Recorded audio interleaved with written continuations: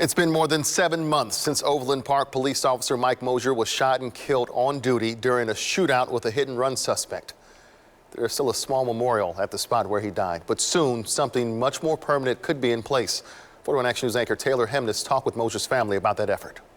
It's nice to see all these flowers and know that the neighbors are keeping this up and keeping it looking nice, and so it's very good to just come to the place. 13-year-old Tyler Mosher says she has often visited this spot where her father was shot. It seems like nobody has forgotten. Tyler delivered one of the most unforgettable moments of this year when she spoke at her father's funeral. I want to make it very clear that my dad is not gone.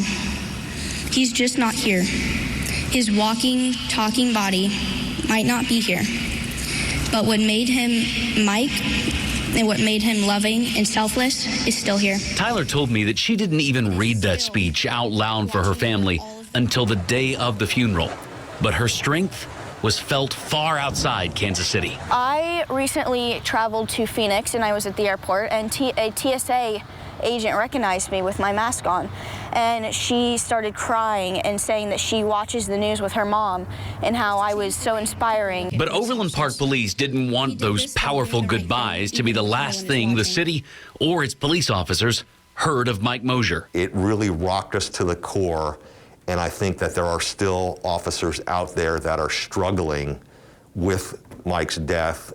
And you know, we're, 7 months down the road. So the department pushed to change this section of 123rd Street between Metcalf and Blue Valley Parkway, right in front of OPPD, to Officer Mike Mosher Boulevard. The city's planning commission has already given it the green light, and the city council is expected to approve it in January. This is 123rd Street where Officer Mosher was killed, just about a mile down the road. And it will have his name on it forever, at least part of it will.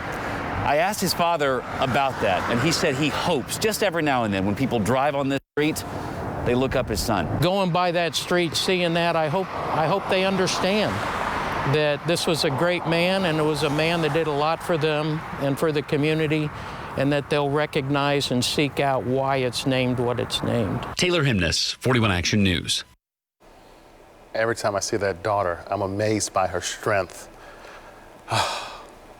The design is still in the works, but Chief Donches says the street signs won't look like others around town.